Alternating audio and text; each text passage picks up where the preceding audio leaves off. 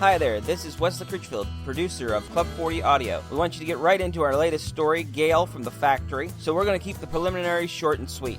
We wanted to let you know that all of our episodes are available on Bandcamp for $1 or pay what you like. With this episode, you're going to get a special feature because I suffer from something known as Peter Jackson-itis. In other words, I have no idea where I should edit, what I should cut, and so on like that, and I just keep writing. So for YouTube, we have edited this story down some, but if you would like to hear the original story in its entirety as I conceived it, you can go to club40audio.bandcamp.com and download that for $1 or more, pay what you like. There will also be some special bonus features on that version that have audio of me explaining where the story came from and some bloopers. We'll also have this version of the track available without any bonus features, so you can get it exactly as you're hearing it here on YouTube without this opening narration. So that'll be a special little bonus feature for you. And don't forget to visit us and like us on Facebook. That's facebook.com/club40audio, the number 40 audio. All right, let's jump right into The Factory.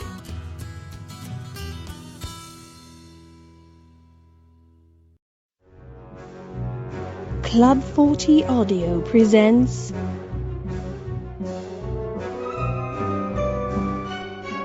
The Factory.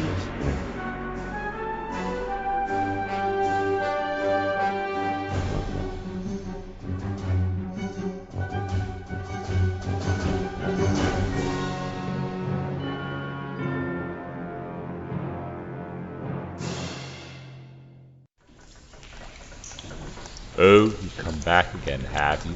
You just couldn't stay away. I had a feeling we'd be seeing you. After all, the last time you were here, you had barely begun to look around at our marvelous facility, let alone examine our products. Please, come this way, there's more to see. Oh, so much more. You know, the factory has been here as long as anyone can remember, producing all manner of priceless items. Some of them are original creations, while others might seem like common items, but they are all made with our special touch.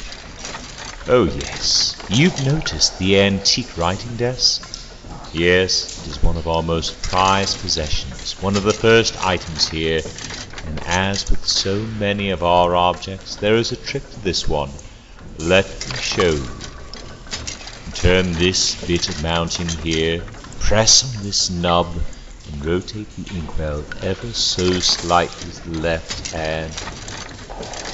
Well, well, what do we have here? The handwritten journal of George Travers of Tarrytown, New York, Esquire. Oh, my. It would seem from the numbers here that this diary was meant to remain quite the secret. I'm sure he wouldn't have wanted this to fall into enemy hands, especially once he began his political career. I think you may find this passage particularly interesting. December 9th, 1787. Not a fruitful day. I rode in town with the intent of visiting Addison Deeds, the last of the men on the board whom I should need to convince of my sincere desire to claim the position of mayor in the next year's election.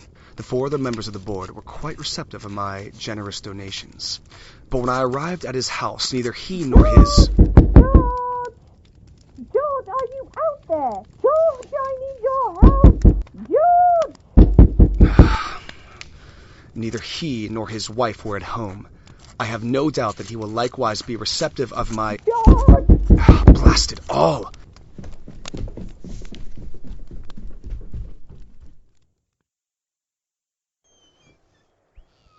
What is it, Agnes? George, dear, won't you come in and read to me? I'm so lonesome. There's positively nothing to do stuck in this bed. Well, dear, I am sorry, but I have a lot of important business to take care of if I am going to become the mayor next year. There are letters to be written, forms to be filled out. Oh, I don't care about all of that. I don't want you to be mayor anyway. If you are to be mayor of Tarrytown, then who's going to take care of me while you're away all day long? You could try getting out of bed, Agnes. The doctor told you nearly 6 months ago that your legs should be perfectly fine now. And all that remains is for you to get out of bed and walk on it, to build it back up. I can't get out of bed, George. You know that. You know how it pains me. Every time I try to put weight on that leg, it screams out in agony. Well, Agnes, there is little I can do. You ran off sweet little Margaret, who I hired as a housekeeper to help you. I didn't like the way she looked at my mother's fine silver. I think she was planning to steal it, to take it for her own. How could you possibly know how she looked at the silver? It's kept in the dining hall, and you haven't left this room in nearly 2 months. Don't be ridiculous, George. Of course I've left this room. I spent nearly every day for a week sitting on the terrace. Margaret helped me out there, and then she brought me my breakfast, and that's when I saw her looking at it. I won't have thieves in my house, George. I won't stand for it. And what was wrong with the other 3 housekeepers you fired in the last year? I'm not going through all that again with you, George. I told you why each one of them had to go. You just can't get good help these days. All these young people have in mind is their own advancement. Why, when I grew up in England, back home, we could always find young people lined up outside the door, ready to wait on you, hand and foot. Never in all My wife becomes more and more of a nuisance with every passing day, pounding with that infernal cane on the wall. If I sit down to add up the numbers in a ledger, she is pounding. If I go downstairs to the kitchen, pounding. I try to work in the garden, pounding, pounding, pounding. George, come here. All hours of the day and night she demands my attention. Even now as I sit here at my desk, I can hear the rap of her cane against the wall. George, come here. I want to see you. I want to see you right now. The noise and vibration of that pounding echoes and resounds in my brain. The pounding seems to grow louder and still more loud. Let her pound. Let her pound a hole in the wall. Let her pound until she brings the whole house down on our heads. Let her pound forever. I shall not answer, for I know that if I do, I will kill her. December 19th, 1787. In the spring, I plan to begin my campaign for mayor of Tarrytown. Once all the town council members have been persuaded, my election will be assured. But for the sake of appearances, it would be good to launch a proper campaign. Though I regret the extra expenditures, the benefits will far outweigh whatever financial discomfiture I may suffer at the moment. My wife, Agnes, is constantly compelling me not to run. I'm sure that she fears when I have won the office that there will be no one to care for her. George? Yes, dear? I forgot to mention an old school friend of mine will be coming from Virginia to stay for a month. Her name is GALE. Very good. I'm glad you have someone to keep you company. Do you want to know how we met, George? Of course I do. Go on, Agnes. It was at Miss Wyer's finishing school for girls. The two of us, GALE and I, were fast friends. Now from the all she start. can talk about is We her would laugh and wonderful play together for experiences with hours the on end. cheerful Gale. We passed For notes 3 in straight days, class, it's all lessons she's in talked class, about. and Gale songs, did songs this for the and day, Gale and did manners, that. twisted And while I phrase. will admit it has been a nice change in our conversation from her usual, constant nagging, this subject also has begun to wear upon my nerves. There is something in Agnes's eyes when she speaks of Gale, something that used to be there when we were young and our romance was new, a light and perhaps love that I have not seen there since our courtship, and certainly not since the accident that made her an invalid. Seeing that light there might have been a comfort, but instead, there is something about it that makes me mad. To think of it. And then there was the time the frog jumped out of the salad bowl and nearly frightened the poor teacher to death. It was glorious. And then there was the time... Agnes, I regret to inform you that there will be no time in my schedule for you to have any friends over. You will write to Gale and inform her that she is not to come next month or any time in the foreseeable future. George! Why? What's happened? Why can she not come here? I forbid it. She is not to enter this house. Do you understand me? If she comes here, I will throw her out. Now, let's have no more discussion about it. But why, George? Not one more word, Agnes. She does not set foot in this house. I'm not quite sure why I feel so strongly about this. Perhaps it is that I desire my wife's affection to be directed at me, and me alone. Or perhaps it is this indefinable sense of dread that I feel at that woman entering my house. As though, if she were to come here, I would be set off on some irrevocable path toward an inexorable doom. January 3rd, 1788. Who does that woman think she is? In spite of my direct instructions that Gale was never to come here, never to darken my doorstep, Gale has indeed come to my home. Oh, hello. Hello. Yes, can I help you? Mr. Travers, I presume? I'm Gale. Gale? Yes, Agnes's old schoolmate. I don't suppose she told you about me. Oh, I hope I'm not unexpected. That would be simply dreadful. Oh, yes, Gale, of course. Come in. Agnes mentioned you were coming, of course. I simply forgot. It's still quite early in the morning for me, and I did not rest well last night. I'm terribly sorry to have wakened you. If I had but known, I would have... No, that's quite all right. I'm glad you came. Agnes has so been looking forward to your visit. Give me a moment. I'll see if she's ready to receive you. Poor thing has been sleeping downstairs ever since the accident.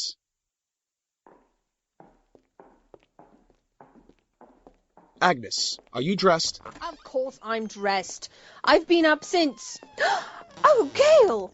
My dear sweet girl! Hello, Agnes. It's so good to see you again. Come. Sit here on the end of my bed and tell me all about your trip. Well, it was simply dreadful. I had to travel over hills and bumpy roads. Oh, but you should have seen the scenery. You should have seen the... While my wife's disobedience is upsetting to say the least, and must be dealt with, I am glad of Gale's arrival.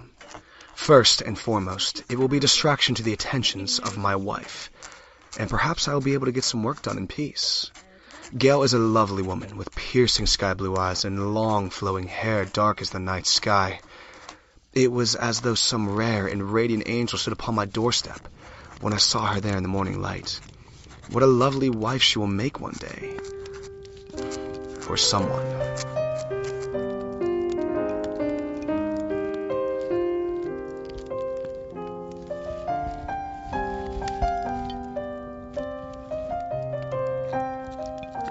January 8th, 1788.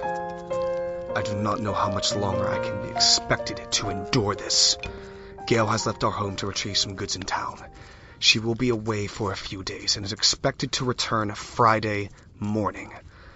My wife had been showing signs of improvement. Her humor had returned, and she seemed to be recovering for the first time in nearly 2 years. But when Gale left, it was as though a cold wind blew through this house, a destructive force blowing the entire structure of my happiness away.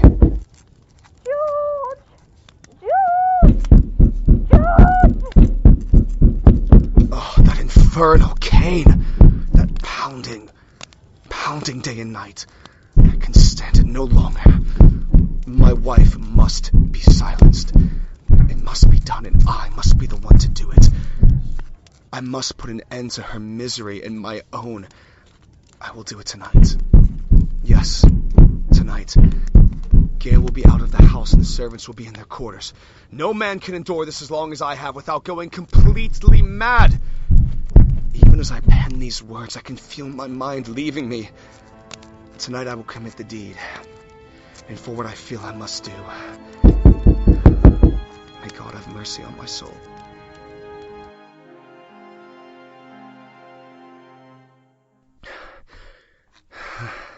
It is done. I have put an end to her misery and mine as well.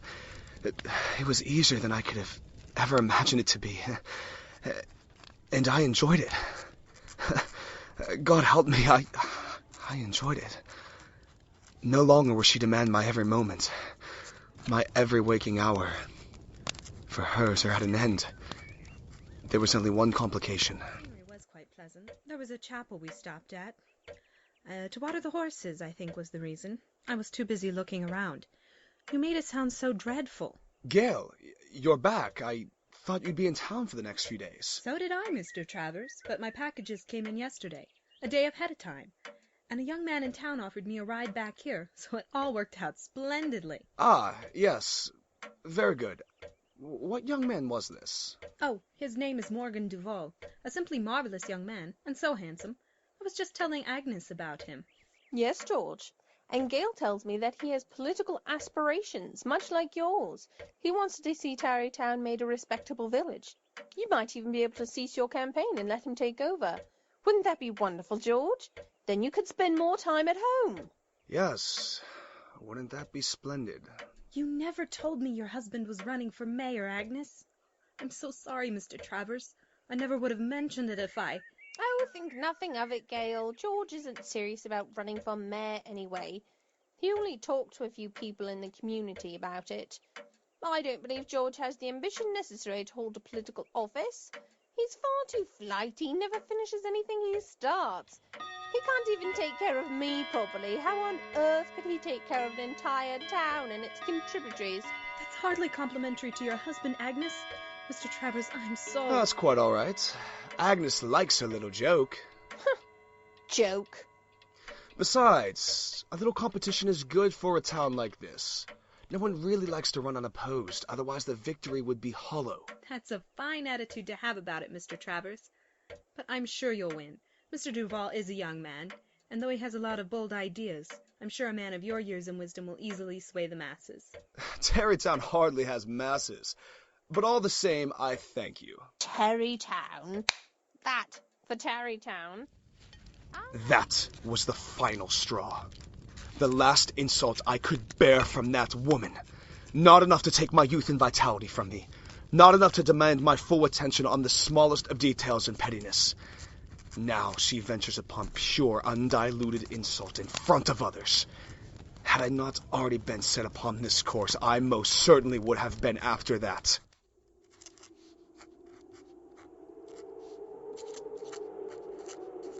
It was in the very darkest hour of night that I set about to commit the deed. Nothing stirred within the walls of my home. Outside, the wind howled as it rushed around the house, groaning through the small cracks in the walls and rattling the windows. I was glad of the wind this night. It would have been simple enough to do had Gale stayed in town. But now the wind might cover up any sound that was made by the dark task upon which I was set. I left my room and quietly walked down the hall, looking in upon Gale as she slept. Her room was next to mine, as far away as possible from the downstairs room, where my wife lay dreaming. She lay there peacefully in her bed, on her back, fast asleep. Her beautiful long hair fanned out around her like a black halo. As I opened the door, she stirred slightly in her sleep, and I feared for a moment she had heard me. But then, when no more sounds were forthcoming, I was quite sure she was in a deep and beautiful sleep. A sleep such as I have not enjoyed for many a year, and may never again. Closing the door, I crept quietly down the hallway, and down the stairs to where my wife lay.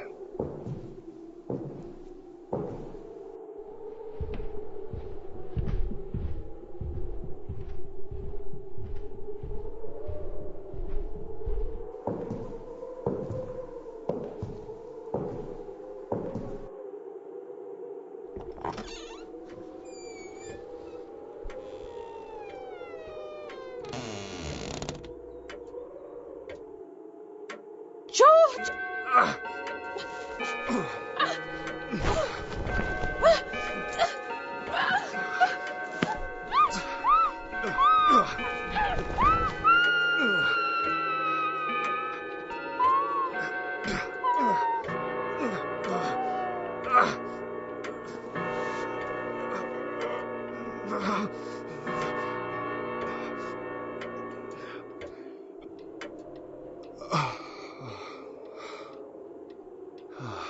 It was done.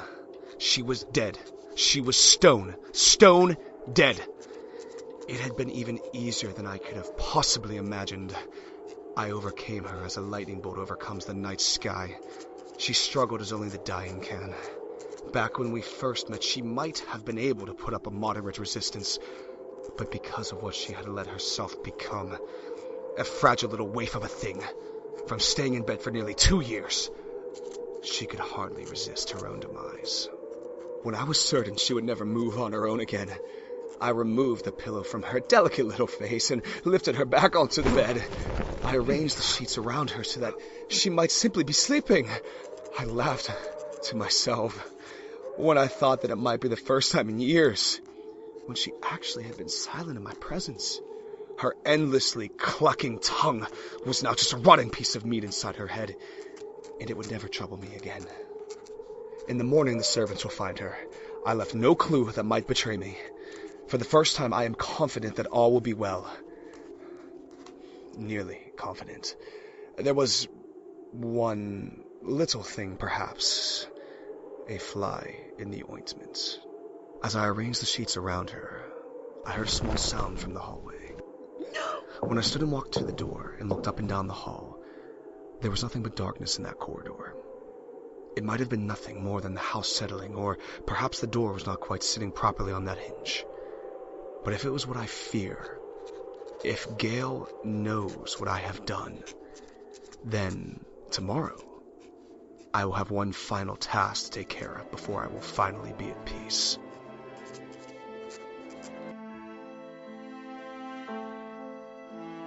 Good morning, Mr. Travers. GALE, darling girl, how many times must I tell you to call me George? That's very kind of you, but I think I like Mr. Travers better. Oh, is Agnes awake? I don't imagine that she is. We would have certainly heard from her by now if she was. Why don't you come into the dining room and have some breakfast? I'm certain the servants must have breakfast prepared by now. Oh, no, that's quite all right. I'm not hungry, but I think I shall attempt to rouse Agnes. It's nearly 10 o'clock, and she must be awake by now. Come along, Agnes. It's nearly 10 o'clock. It's a beautiful winter's morning. The snow is on the ground and... Agnes? George! George! Oh, Mr. Travers, come quick! Something is terribly wrong! I say, what is the matter? Agnes, will you have the goodness to... Agnes? She's cold and pale. I don't think she's No. breathing. No. Agnes, wake up. Oh, no, Agnes, no. No, oh, God, no. No, Agnes, no, wake up. Oh, God, Agnes, oh, no.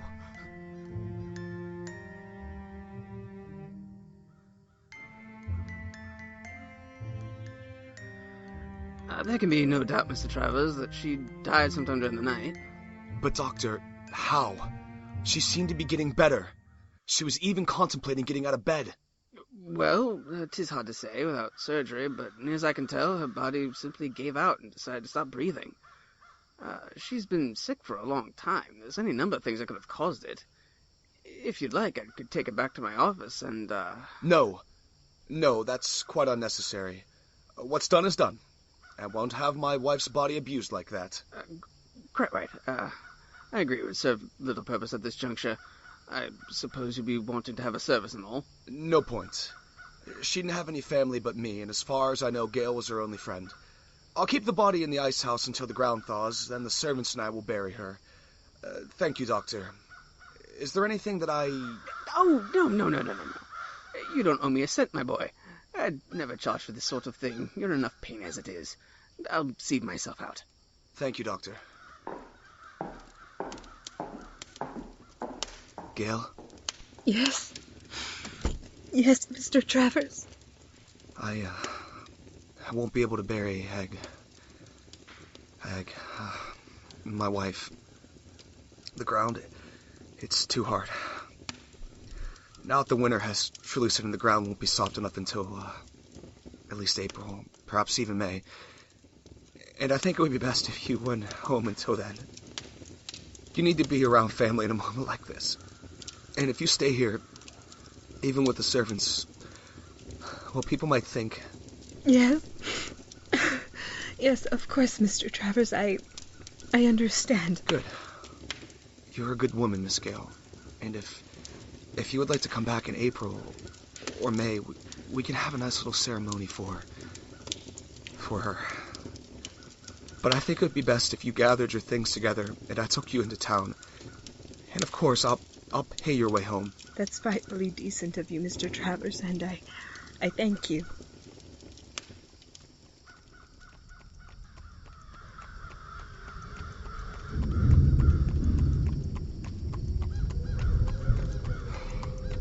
It's frightfully cold today, is it not? Yes.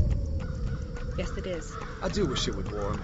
This has always been my least favorite time of the year. The cold. It gnaws at the bones. It makes one feel as if their entire body were being held in a massive vice. Are you quite bundled up enough? I do have an extra blanket or two under the seat if you need it. No, I'm all right. Yes, I certainly do wish it would warm. But I don't think it will. See that over there? Those heavy clouds? There's snow in them. Yes, I believe that will shape up to be quite the nor'easter. Wouldn't want it to be caught out here in that. Mr. Travers, could we please not talk?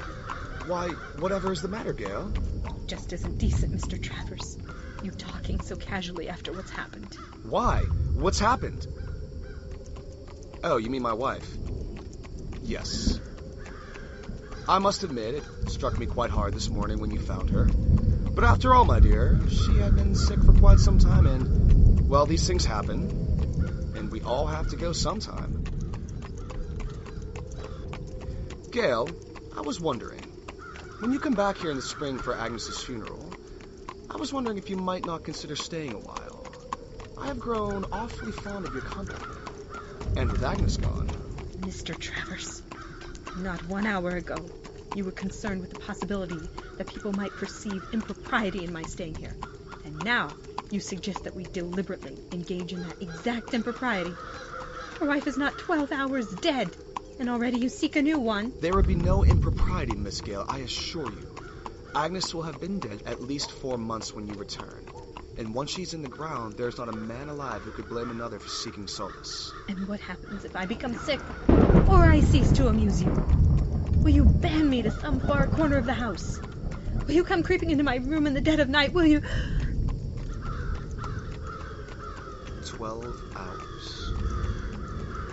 What's that? 12 hours dead. That's oddly specific, don't you think? I don't know what you... Yes, you do. You said my wife had not yet been dead for 12 hours. Now, how could you know a thing like that? The nearest the doctor could say was sometime during the night. And yet you were very specific just a moment ago. How could you know such a thing? It was just a guess. No, it was not. You had a very specific idea of what time of night Agnes passed. And you were very specific because you didn't have to make a guess because you knew. You knew precisely. I'm sure you had your reasons, George, dear.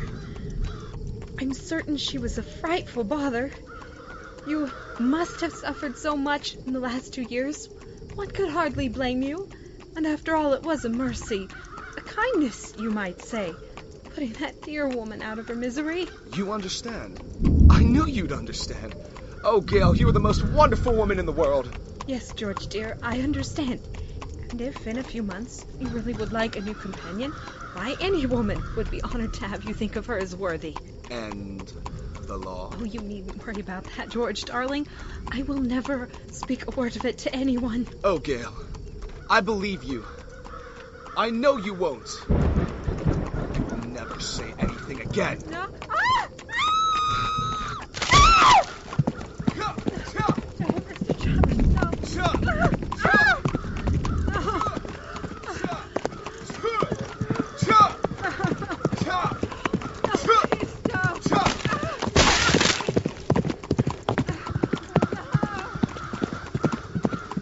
After I'd run her down with the cart, I turned the horses around once again to see the results of my handiwork. She lay there in the road, stock still, not even human anymore. Simply a lifeless thing, like any other animal crushed along the road. The body trampled by horses' hooves, and her left leg and arm bent in the wrong places, and at odd angles, where the cart had crushed them, was motionless. Goodbye, Gale. I'm sorry, my dear. You would have made a lovely wife.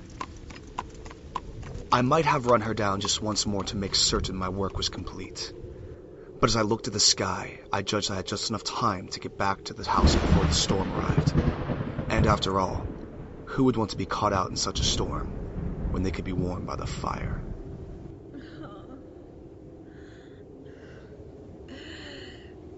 Oh. No. I was worried for a while that I might have been wrong, that somehow she might have survived. But now, even if that were true, I have nothing to fear. The night is so bitterly cold and the snow is falling. No human being could survive the exposure left outside on such a night. And she was miles from shelter. I know she's dead. I know it, as surely as I know that one day I must pay for what I have done. What a wonderful wife she would have been.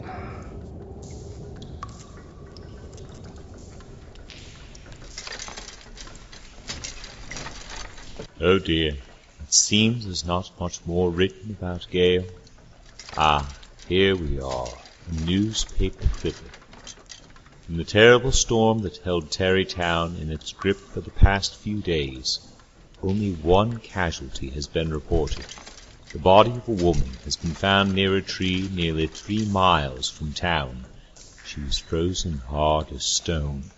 Her left arm and leg were broken. It seems that she met with some terrible accident.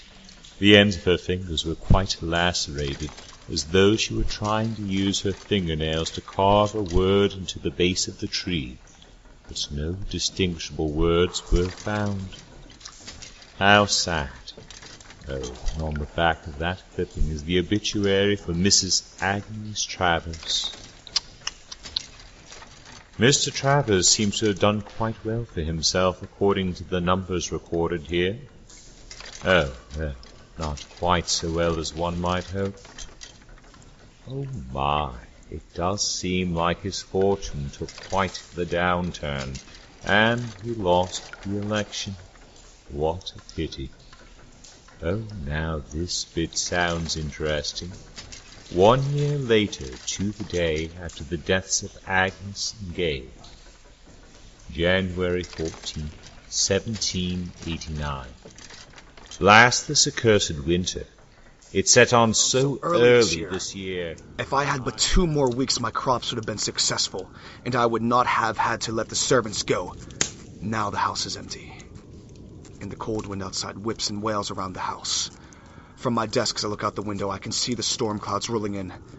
They are heavy with snow. January 16th. If only I had won that blasted election. I would be living in town at this very moment, not cooped up in here, miles from maid or a decent meal. Since the servants were dismissed, I've had to cook for myself. And while the food is not inedible, it lacks anything that can be called satisfying. I was never the best of cooks. There was always someone else to do that for me. If I had won, I could have afforded to have someone else run this blasted farm. Agnes was right. We really should have traveled south and left this disgusting village behind us. I've had to stoke the fire for myself for the last few days as the snow has continued to fall. It's piling up higher and higher. If this continues, I shall hardly be able to get out of this house. The storm seems to be sitting on my land. I know this cannot be the case, but the clouds don't seem to have moved an inch in quite some time. They don't even seem to change formation. But this can never be true with all this wind. The wind seems to press and lean against the house, trying first one wall and then the next. It finds little holes and whistles through. If I were a nervous man, I might be inclined to think those whistles were screams. The wind screaming at the house.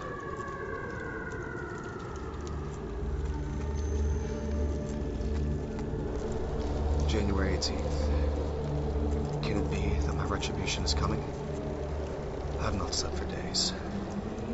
The sound of wind screaming in the night is constant. The house shifts and creaks like an old wooden ship. Sometimes I think I hear a voice in the wind. The wind rattles the doors of the house as though it were trying to get in.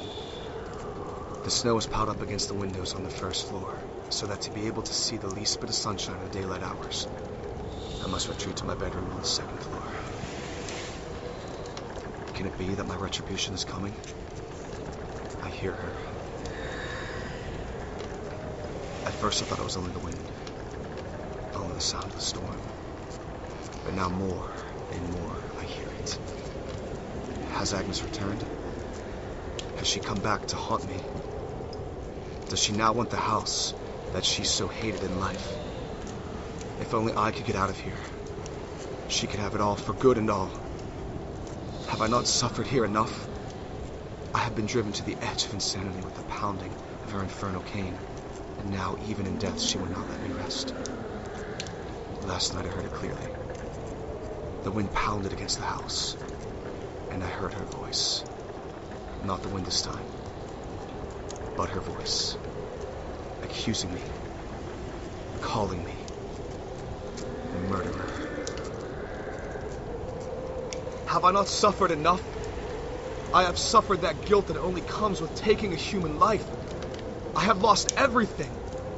My wife, my servants, my home. The election, oh, that blasted election. Why?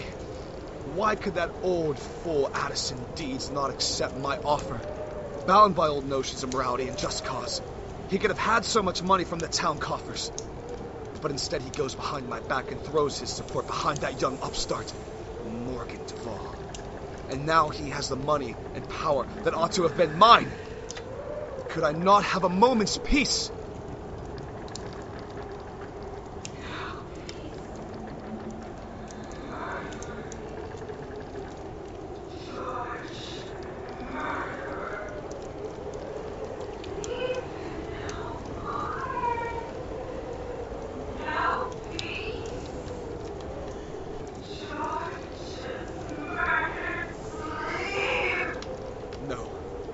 No, no! It's her! Oh, dear God, the voice! It's not my wife! It's not Agnes! It's the voice of GALE.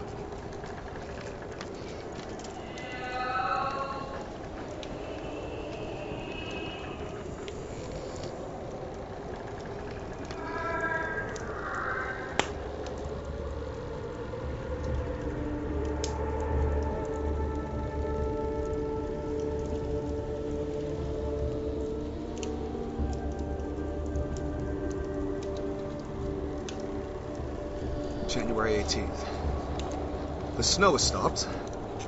The clouds are gone. But the wind remains. I cannot even begin to try to escape this house. The snow has covered every door. I have no shovels to even begin the work. They were all kept in the shed next to the outhouse. Yes. I have not even been spared that indignity. I've had to resort to using those measures that were once used by Agnes for the relief of the body. My only hope is that soon someone from town will come out here to rescue me.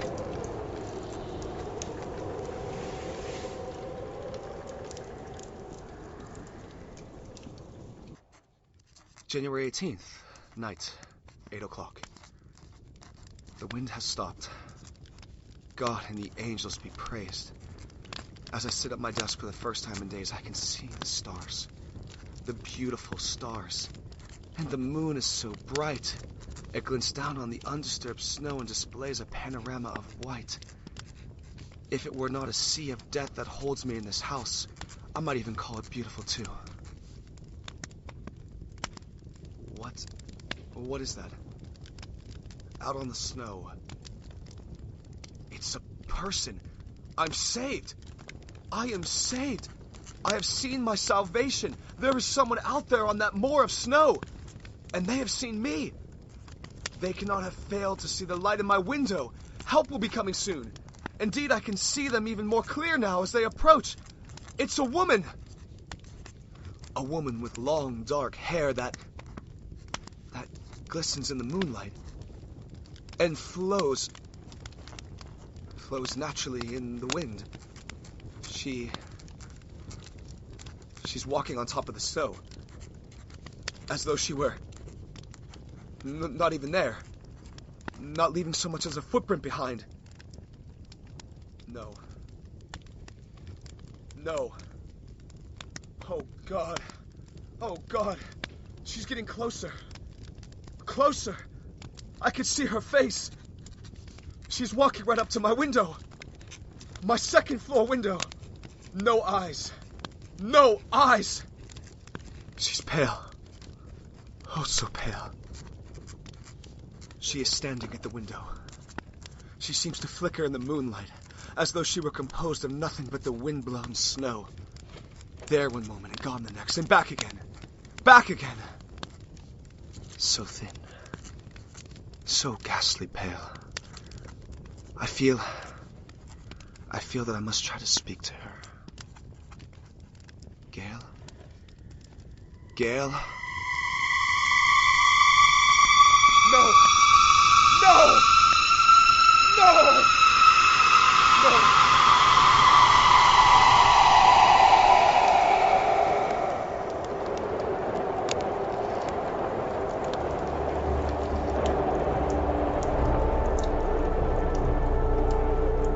January 20th. Frost covers the windows of my home.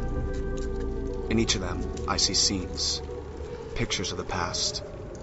They seem to play out in moving ice before me, a magic lantern show of horrors. In my wife's room downstairs, I see Agnes and I talking. Then the arrival of Gale. I hope I'm not unexpected. And finally, the murder of my wife. I see myself in the frost, which seems to move ever so slightly as I struggle to hold the pillow over her face.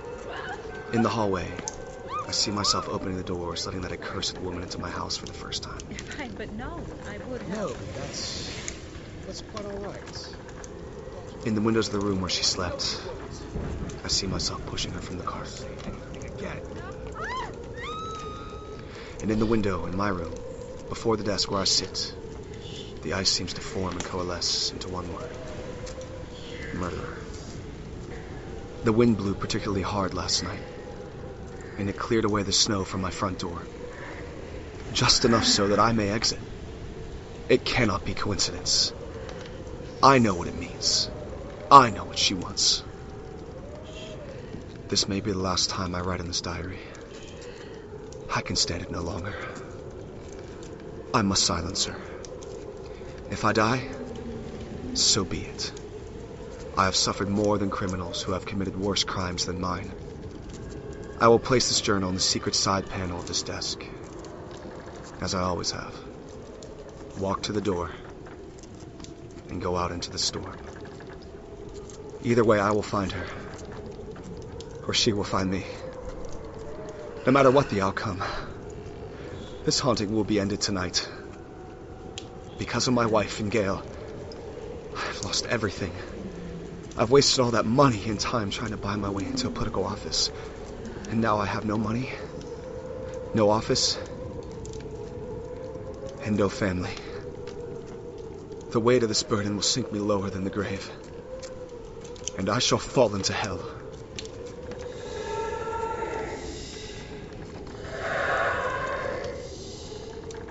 Yes, Gale, I am coming.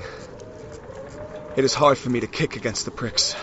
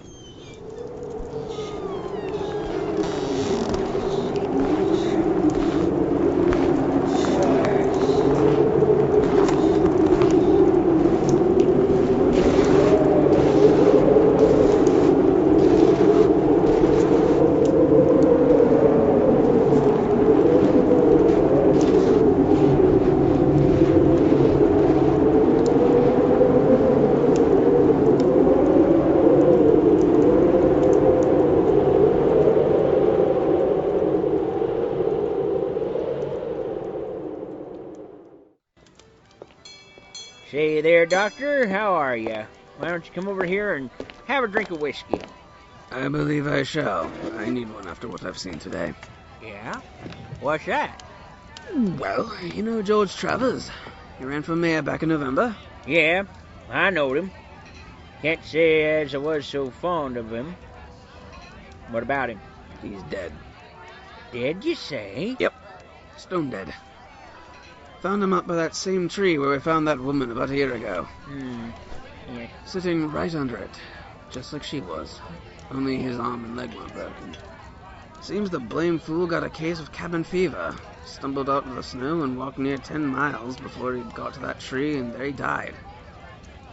But that isn't the strange thing. No? No. I went out to his house after we got him on the cart. Now, we've had a pretty good snow here, I won't deny it. But I think if you took all the snow that's fallen here in the last month and stacked it around his house, there wouldn't have been half as much as there was. The doors and the windows and everything covered in snow to the second story. I'm not even sure how he got out. But that's not the strangest thing of all. Well, what was the strangest? When I was coming back, I passed by that same old tree again. And while I never saw it before, when I looked at it from just the right angle, I thought you could see what wood that woman was trying to carve into the tree when she died last year. And what was that? Murderer. The word was murderer.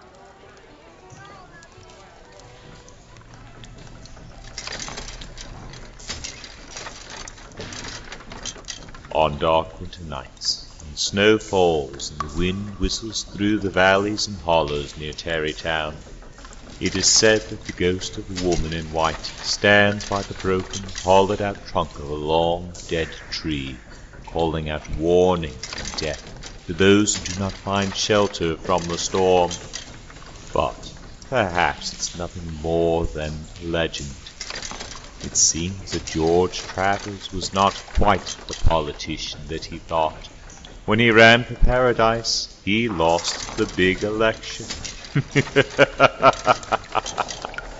It reminds me of the words of Ralph Waldo Emerson. Commit a crime, and the earth is made of glass.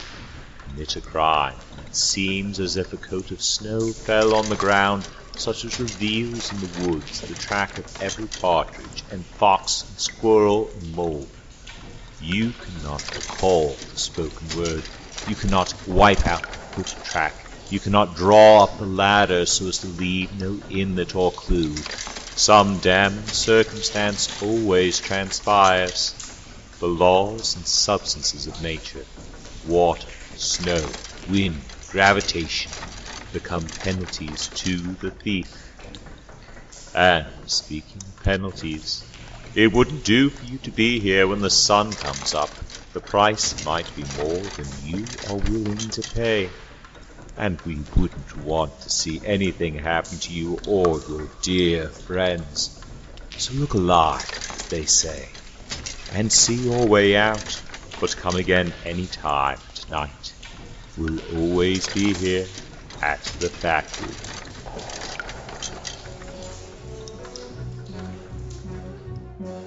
You have been listening to The Factory. GALE was an original play written for The Factory by Wesley Critchfield based on his short story. Head in the cast were Rebecca Sylvester as Agnes, Josh Marmony as the Doctor, Wesley Critchfield as Addison Deeds, Kendra Akers as GALE, with Rick Spavera as George Travers and Sean Dugan as the Toymaker. Produced, edited, and directed by Wesley Critchfield. All music used in this program is public domain and available from YouTube's audio resource and does not require accreditation. Produced by Wesley Critchfield. Please visit us on the web at www.facebook.com/club40audio. That's www.facebook.com/club40audio. The Factory is a presentation of Club 40 Audio.